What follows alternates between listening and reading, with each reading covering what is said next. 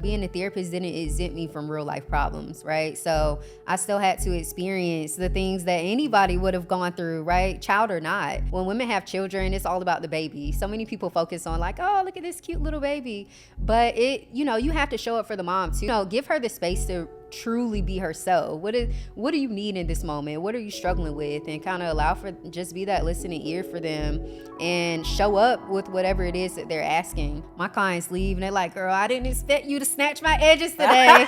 And I'm like, listen, you came to me with some good stuff, so we had to talk about it. Welcome to another episode of the Between the Wins podcast, a podcast about real life between the highlight reels. I'm Rachel Green, your host, and today I have one of my friends on the podcast. She is a therapist, a business owner, and a mom, and her name is Keshara. Hello. Thanks, Rachel, for having me. How you doing? I'm good. I'm feeling good. How was the traffic trying to get here? It was a little questionable. It was a little questionable. I feel like traffic is terrible right now in Atlanta. Yeah, I think they're trying to get ready for like the World Cup and everything. So it's been chaotic. And I feel like they're doing road work on a weekend, like yeah, down in the middle lanes, of the day, which is crazy.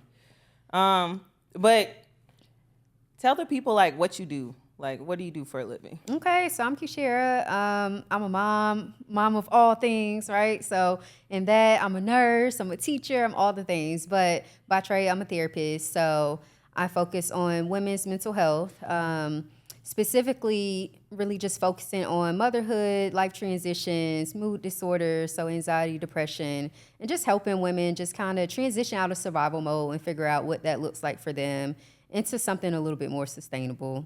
Okay, that's a lot. Shout out to the moms. Hey, shout out to the working moms.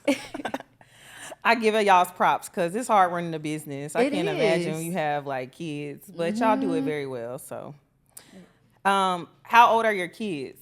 So my oldest is 17, which is crazy to think about because I was talking to my dad this morning. I was like, he'll be 18 this year. That's crazy. So I think it goes so fast, like in the moment when everything is just, you in the trenches, right? Yeah. You're like, ooh, I can't wait for you to get to this age and waiting on the next milestone. But it really does go so fast. And then my daughter is 6. She'll be 7 this summer. So I know she's excited. But even for her, like I feel like I was just pregnant with her. And now she's coming into her own little personality. And it's just interesting to see them transform into, who they are supposed to be. Yeah, I remember when you were pregnant with her and we were at the pool. Yeah, and I was like making friends with your neighbors. Yeah, you was like, we like, oh my goodness, you were like just talking to people and I was about to pop. Yep. And she seems like she like that too. Like she just talks to people. She's so kind. Yeah, she's very much way more outgoing than I am for sure. Yeah, and she like a daredevil because we went to the fair. She wasn't scared of none of the rides. Yeah. I'm like, girl, like I agreed to go on something and then I was regretting it after. And she's like, I want to go again. No, look, sometimes I have to live through her because I think she's a risk taker, but responsibly, right? Like she's not going to do anything where she's like, I don't know about this. Yeah, to a certain extent, I guess. Okay, well, I know you talked about like working with women, but like how did you figure out that's what you wanted to do? Because it's a lot of different types of therapists. Yeah, so I think when I first started, I started the nonprofit Power 4 Outreach in 2019. Mm-hmm. And originally, this was really just focused on me trying to figure out how I could create a space for teen moms.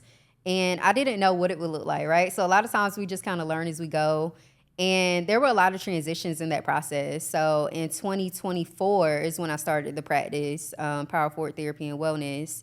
And throughout that time, right? So I was a new mom in 2019, really just trying to figure out what it was. I recognized like the lack of support and community for people like me that were going through these similar issues. And it was just a lot, right? So when I realized there was a need there, that's when I really focused in on like women's mental health and what that meant to bridge the gap between just womanhood and motherhood and mental health. And that's where we came in. So it's been, I learned a lot, right? I learned a lot from my clients. I learned a lot just from experiences. And, we are forever students, right? So that's what we want to do.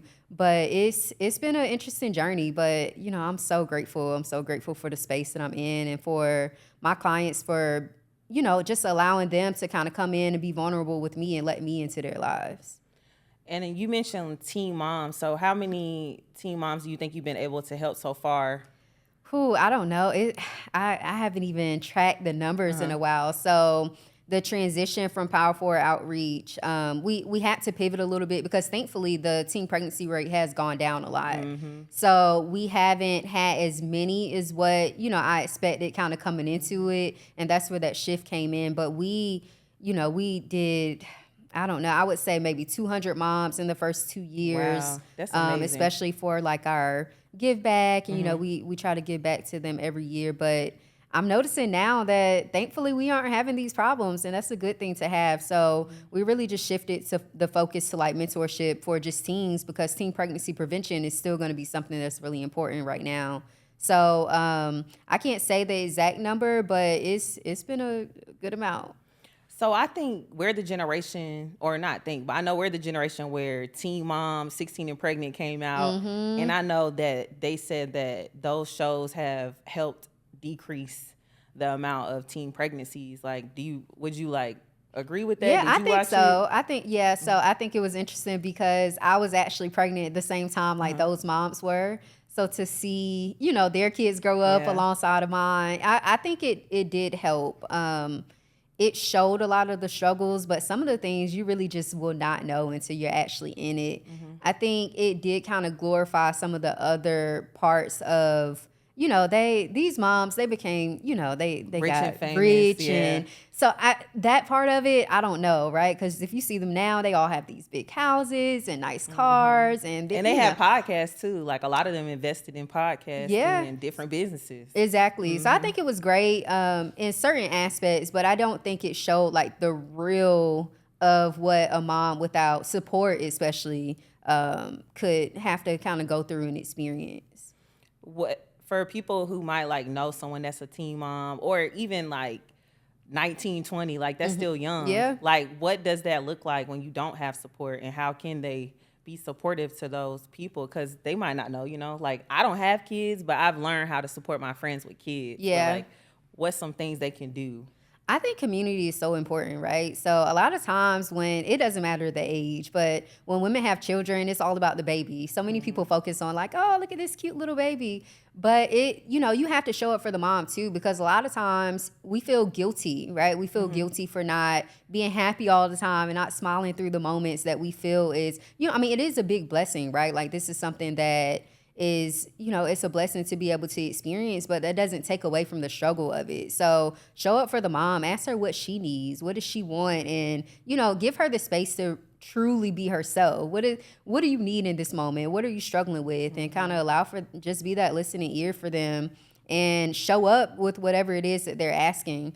Unfortunately, we can't always be the support that we need to when we have our own things going on, but that doesn't mean that you can't connect them with other people that might be able to assist them in whatever area they're needing. Yeah, I've seen a lot of videos on social media of people like having kids now in their 30s, and they're like, oh man, if I only knew this, I would have been there more for like my friends that had kids in their 20s. Yep. And even for me, right, I think it was a different experience because, I was a mom when I was 16, and then I was a mom again when I was like, I don't know, 24, let's say. And it felt like more of a struggle when I was 24 than when I was 16 because I didn't have the family support, right? So I was already removed from my family. I moved to another state and all of the other things. So I couldn't understand, like, why am I struggling so much now when I'm so much more mature and educated and older? And the family support was really the biggest component of that. Yeah, and that's something that I don't think people talk about enough, right? They just assume, like, if you're a certain age and you have a job that's good, paying, you've been there for a while, that it should just be like a walk in the park for you. But exactly. Obviously, that's not the case for a lot of people. Yeah, unfortunately. I'm grateful for the support that I did have and people, that were able to show up for me. But again, it's hard to do it just, without family.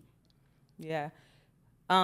when you, either one of your pregnancies, did you have like postpartum or anything like that? Yeah, so definitely with my second, I did experience some I experienced a lot of postpartum anxiety when I was pregnant with her.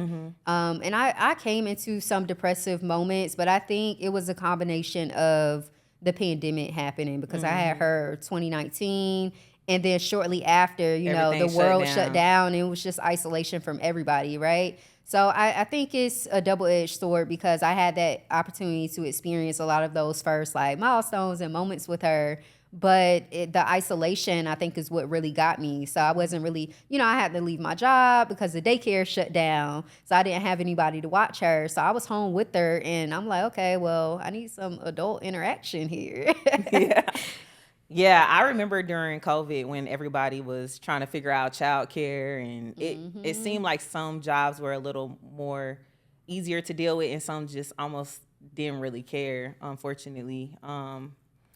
So like if you go back to the pandemic and you think about like the isolation, was there anything that helped you like get through that because you are a therapist, or like do you think you're better equipped to deal with it than like someone who maybe doesn't have a background in mental health? No, honestly, I think a lot of that I felt guilty because knowing the things that I knew, I felt like, oh, I should be able to get through it. But being a therapist didn't exempt me from real life problems, right? So I still had to experience the things that anybody would have gone through, right? Child or not. And it was really difficult, but I did feel guilty for, just going through this. I'm like, I know the tools, I know everything that I need, the coping skills. And unfortunately, it was something that was out of our control, right? So even the tools and all the things, I couldn't just go, so many people were skeptical about letting others into their home. Yes. So I couldn't like say, hey, y'all come over, like, let's have a little girls' night. So it was still a challenge despite me being a therapist for sure. Yeah, that's a word right there. Being a therapist does not exclude you from real life. At all. Yeah, and I try to remind people of that, right? So my clients, they come in, they like, girl, it's been a week. And I'm like, yeah, girl, it has been. I try to show up with them that way. I'm like, listen, I know, this is your space. I'm not going to talk about my problems. That's what I have my own therapist for. But, I tell them, listen, we all going through the same things.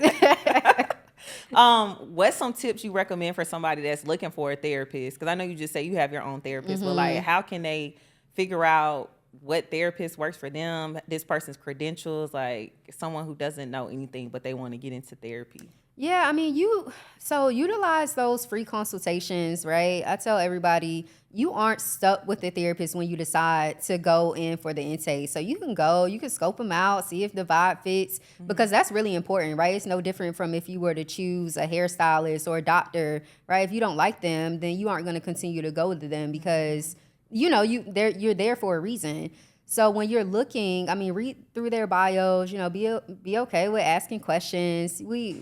We will answer questions, right? We aren't going to give you a full session for free. So you will have to book that. But a lot of people do consultations. I no longer do free consultations. It just took away from a lot of my time because people, there's something special about committing to the process, right? So when they come and they're like, okay, I'm going to do the intake and I'm going to sit and talk with this therapist. But I let everybody know up front, like, it's okay if we aren't a good match, right? This is no different from any other relationship. You aren't going to get along with everybody, So I think it's really important for you to just kind of scope out the scene. It's okay for you to switch it up if you need to. But a lot of people that I talk to, they feel guilty for leaving a therapist if they have already committed to it. And it's like, no, it's okay. No hard feelings, I promise you.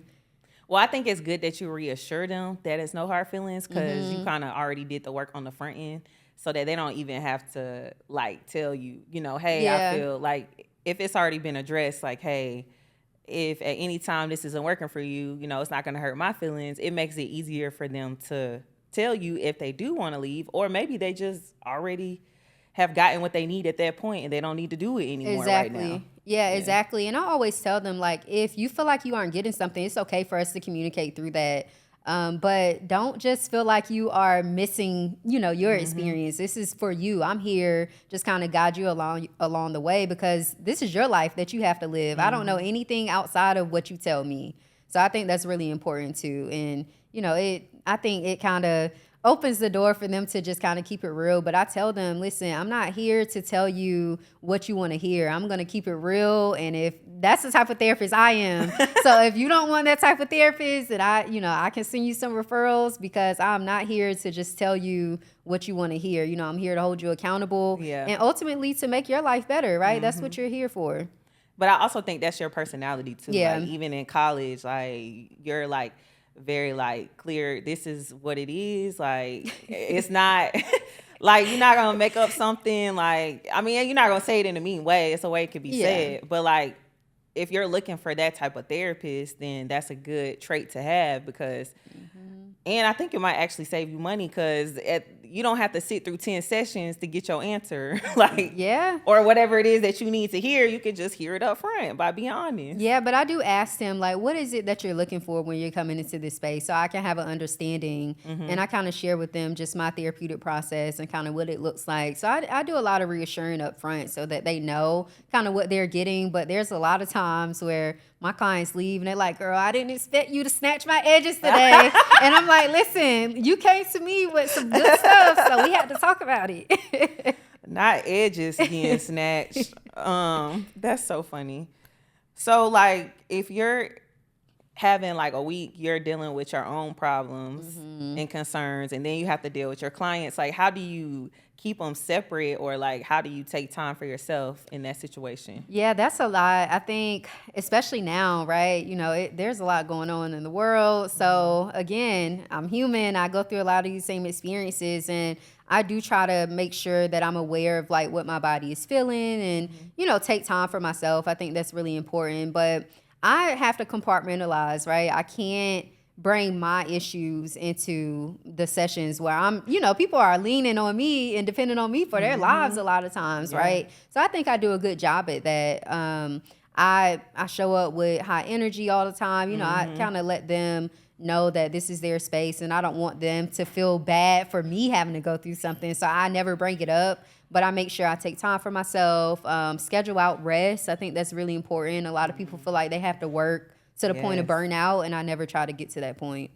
Yes, rest is important. Like, I think people sometimes associate rest with quitting when it's just, you're just resting. Like, you just need a break so you can be better and keep going, Exactly. Like, yeah, I think that's big, because so many women have been conditioned to believing that their worth is tied up into productivity. So when they rest, they feel guilty. Yes. And we can't pour out of an empty cup, right? You have to take that rest, because if not, you're going to be depleted in one area or another. Yeah, it's going to show eventually, catch up with you. Yeah, like, and the body keeps score, right? If you don't rest, your body will make you rest. You will have to sit down, and it might not be at a time that you are wanting to sit down, because you might have something to do. So you might as well schedule it in. Exactly. I know you travel a lot too. Like, you do, what is it, like day trips, or what is it that you were telling me? The day trips. Okay, let's tell the people about that, because I travel a lot too, but this is a concept that's new to me as well. The day trips. I'm a mom, right? Like, I'm a mom, I'm a business owner. I work in a lot of different capacities. So sometimes I have to squeeze it in where I can. Those day trips is what is necessary, right? I take the time away from everybody to be able to kind of reset, visit a new place, eat some good food, right? So that's a good thing. But the day trip, a lot of people feel like when you are scheduling these vacations, you have to save so much money to be able to do it. A day trip is like a more cost-efficient way to be able to do it as well, right? You find a cheap flight, and that's kind of how I schedule it. I'm like, okay, who has some cheap flights right now? Okay. All right, cool. I'm going to Dallas for the a day, 24 hours, 48 hours. And that's how I kind of get away and be able to just kind of regather myself before I pour back into everybody else. Yeah, that's smart. I'm going to have to do a little day trip. That sounds fun. Yeah, I seen a guy on TikTok. He was vlogging. He did a day trip to like London and went back. I was like, wow. Like, he just went there for a day and went home back to New York. I wouldn't go that far on a day trip. I don't think you can really, because a lot of your day is spent traveling, right? So I do try to do a little more localized places and, just that quick getaway. But it's needed. You have to recharge and be able to kind of get back to it. But, it's away from hearing mommy all the time, always being needed from everything. But that's real, right? Like, I'm needed from my kids. I'm needed from my clients. So that's my time and my space that I take for myself. And I do not feel guilty about it, right? I do this guilt-free. Yep, you have to. That's important. I know you had went with me to a conference in Dubai. Oh, what year was that? That wasn't last year. It was the year before. Yeah. 24. 24. Yeah. Mm-hmm. And there was actually a lot of therapists on that trip. Yeah. Which was like, they said they all take their time. Y'all, we was in the hotel and I was up. Keshara talking about, I'm going to sleep. I did. She do not be playing about her sleep, okay? What she put my telling face y'all? mask on. I went to sleep, and Rachel went out in the floor by herself. Yeah, she practiced what she preached. When it's her bedtime, she going to sleep. She was like, you need to rest. Yeah. I'm like, girl, I'm laughing about it, but it's important. Like, yeah. That's something that's very, very important. Exactly. But speaking of bedtimes, like, I have a bedtime reminder on my phone. Uh-huh. So at 10:30, that reminder goes off. It's basically just telling me start to unwind and, get my life together for the next day. But, we have all of this technology. We have to start utilizing some of this stuff. It can tell you when to go to bed. It'll lock your phone down, too. Yeah, well, I haven't gotten to that point. But I'll say it'll turn off all your notifications if you want it to. Yeah. So what's your definition of success now versus like you when you were younger at 16 as a teen mom? Yeah. Freedom, right? Freedom to be able to schedule my day how I want. That's what success looks like for me, being able to spend the time with my kids when I want to, show up for their school activities. And that's why I think it's important for me to schedule, everything, right? Yeah. That's how I keep my day in order. Yeah. My kids know we operate off of structure. My daughter knows what time her bedtime is and bath time and all of that, right? I cannot deviate from that.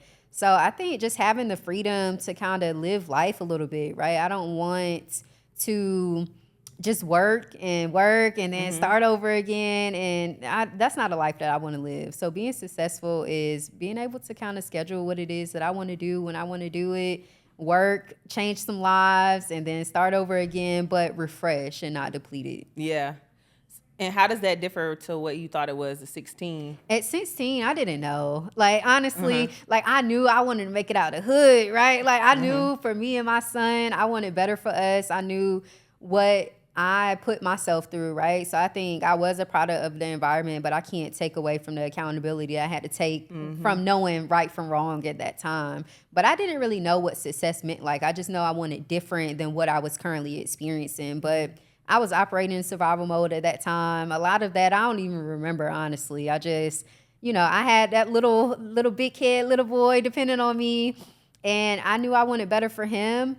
And it honestly, it's a full circle moment now, right? He's about to be 18. Yeah. I'm like, wow, I made it. Yeah, you did that. No, but I think too, like, it's important to give people their flowers. And I think you would probably beat all the statistics that people would say, like, for someone coming out as a teen mom at 16, like, you have a business, you help people, you have a nonprofit, like, that's something you should be proud of. And you say your son's like in college, the college prep courses. What dual enrollment? Dual enrollment. Yeah, yeah, like that's like I think you got to give yourself a pat on the back for that because that's amazing. Yeah, I think also like being educated now, right? I can show him what I didn't know, right? My parents, they did the best with what they had, but they didn't know. They lacked a lot of education around it. So I have that education. I can tell him, like, look, every decision that you made has a consequence, whether good or bad. So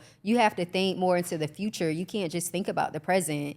And I just try to emphasize, like, this is important, right? Your future depends on this. And it's not that if you make a bad decision that you can't come back from it, right? I tell him, we live a good life, but it'll be very hard to be able to get to that point. It's not impossible, but definitely difficult. So you have to be mindful of all of your decisions. And as you continue to go day to day, just think about your future and what you want that to look like. Yeah. And even like as an adult, like one of my mentors always says, like, think about what you want your life to look like and then build your business around that to accommodate it. Yep. But you kind of have to start with the end goal of like what you actually want. So you know where you're trying to go, what kind of business you want to build. And that's another thing I wanted to ask you is like, what has been like your biggest thing that you've learned in business, like working for yourself, that you would pass on to somebody who was, starting a firm or a business or some type of practice? I would say you don't have to have it all together to get started, right? Like it's okay to just start with what you have. I was just talking last week. My pictures for my website, I took them on an iPhone, little portrait mode, went to a nice little background. iPhone be coming through though. Hey, but I finally got some like professional pictures done, and that was like 2 years into having to practice, right? So you don't have to have all of your ducks aligned to be able to start, and you just kind of got to go, and you continue to you learn along the way. It's always going to be something that you don't know, but you have to connect with people who are educated in that area, and don't be afraid to ask questions. I think that's really the biggest thing. Yeah, done is better than perfect in a lot of instances when starting a business. Because if you wait for perfection, you probably will never start. Exactly. So with Power Forward Outreach, what does that look like 5 years from now for you? What do you want it to look like? That's a good question. I think because we are kind of rebranding, just trying to figure out like exactly what that is has been like a big part. But I really just want it to be a one-stop shop, right? Like I want moms to be able to come in and get the resources that they need, be able to get connected with the mental health resources, and they don't have to go to all of these different places. I think sometimes what it takes away is the stress from having to figure it all out, right? Like sometimes when you have all of these different tasks to do, it's like, you know what, I'm not even gonna do this anymore.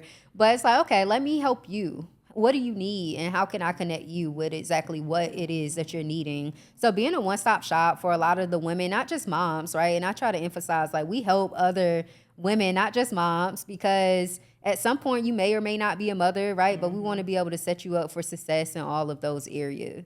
Yeah, and it still is a village, right? So you might not be a mom, but you might be part of the village that's helping the moms and the kids, which is important. So do you have any like books or podcasts that you listen to that you like, that you recommend? Yeah. So one of my favorite books, Atomic Habits, has been like a life changer for me, right? Because a lot of what we do is based on our habits, right? A lot of people don't recognize that we have to get out of the bad habits to be able to change our lives. There's no way that we can grow without doing so. So that's one of my favorites. Set Boundaries, Find Peace is a big one that I can't think of the author, but I'll have to look it up. But I recommend that one to my clients a lot because the boundaries is something that a lot of people struggle with, and they don't really think like this is for me, right? The boundaries aren't for all of the other people because people will just try to get over, and they go for their own comfort. That's what a lot of people are about. The last one, The Body Keeps Score, is a big one, just really connecting the mind and the body and recognizing how it's all connected. You can't try to neglect a part of your body and say, oh, I'm doing this for mental health, but you aren't taking care of your physical health either. So those three are my top podcast. Therapy for Black Girls is a big one. I listen to that one a lot. See You Sunday is another one that I like. And let me see. Does that drop on Sundays? I think so. Okay. So I think, honestly, I was listening to it the other day. I think she changed the name. It used to be just Glow With It. And I looked for it the other day, and I was like, oh, wait, she changed the name. So See You Sunday is the new name of it. I was actually listening to that one last night. What's another one? Her Becoming is a big one. When you want to, feel empowered, feel like that girl, that's the one that you listen to. Okay. Yeah. I'll have to check out the See You Sunday. I don't think I've heard of that one before. Yeah, it used to be called Just Glow With It. So if you heard of that. I don't think I heard of that one either. That's why I'm like, oh, I need to check this one out. Look it up. Yeah, she keeps it real for sure. She talks about a lot of like transitioning from different spaces. And I think that's important. We are always transitioning. We aren't always, you don't want to stay in the same space. I think that's really important. You want to continue to grow and to try new things, get yourself out of your comfort zone. So that's a good one for that. Yeah, I know sometimes when people say like, oh, this person changed, or well, it doesn't necessarily mean they changed for the worse. It could be like they change for the better. Like, I don't want to stay the same. Exactly. I feel like I'm not evolving if I'm the same person I was last year that I am sitting right here, having this conversation. Yeah, for sure.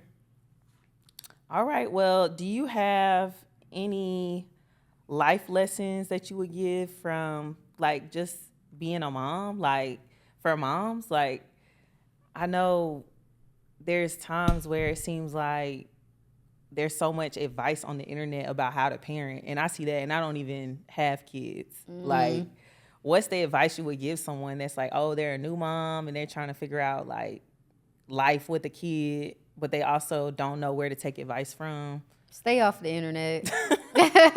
Honestly, because I mean, sometimes you can feel guilty, right? You see these moms and they making all of this cute content. Their kid, they have on the makeup, the full beat, and then you in your t-shirt and panties at the house in the trenches with the kids, right?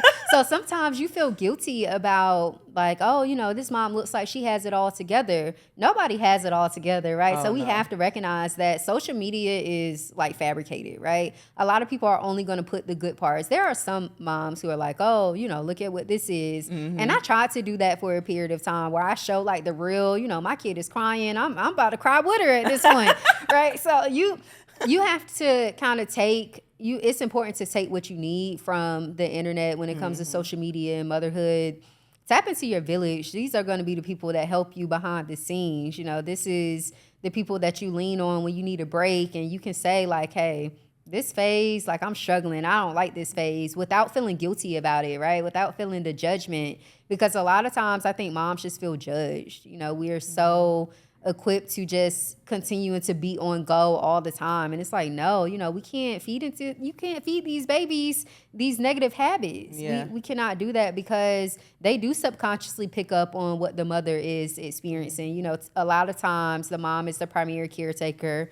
So, even if there is a dad present, right, the babies depend a lot on the mother, especially in those early years. Yeah.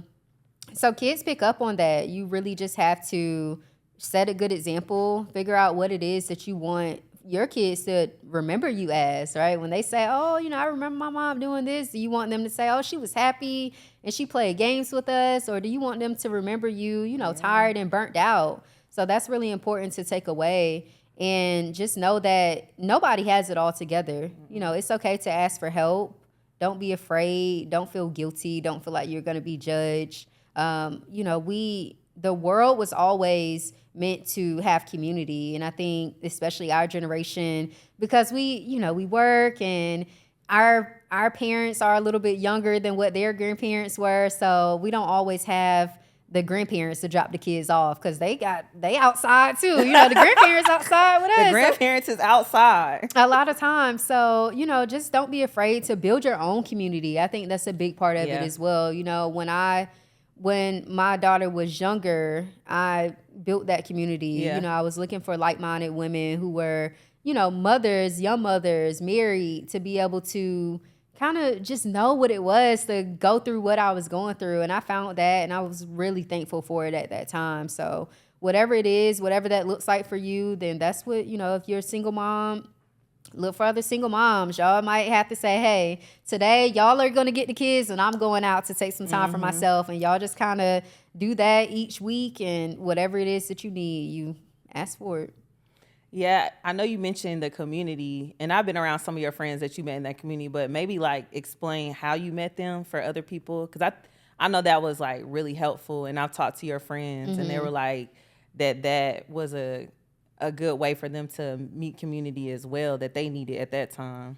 Yeah, so at the time I utilized Facebook groups. Like, there was a moms of babies born in June, 2019. So that was what I utilized for a lot of the mom support that I needed in the time during the pandemic. And then we have a Gwinnett Women of Color group that I really leaned on. That's where I found a lot of the community that I needed. And it's really just not being afraid to put yourself out there, because they'll say, hey, we're doing like a mom meetup. And then a lot of people feel awkward. They're like, oh, I don't know these women. But you have to be able to kind of get out of that comfort zone to be able to do it. And that's what I did. And I was so grateful, right? I met some of my lifetime friends now. Yeah. You got a good group of friends for sure. So when you join these groups, are you posting or are you just commenting on other people's posts? Or a little bit of I think both? it's a little bit of both. At the time, I was just kind of looking like they would say, hey, I'm a mom, I'm this age with this age children. Anybody want to connect? And then I would say, oh, my kid is that age too. Yeah, let's meet up at the park. And kind of using the kids to like break the ice because children don't care. They'll go up to a stranger kids don't care and they'll at be like, all. oh, hi, what's your name? Right? So using the kids to break the ice, I think was a big part of it. And then eventually, once you kind of do that so many times, you get to know the mom, their background, where they're from, and see if y'all are aligned. And then before you know it, y'all out getting drinks and them kids somewhere else. They with the other mom. Y'all rotating.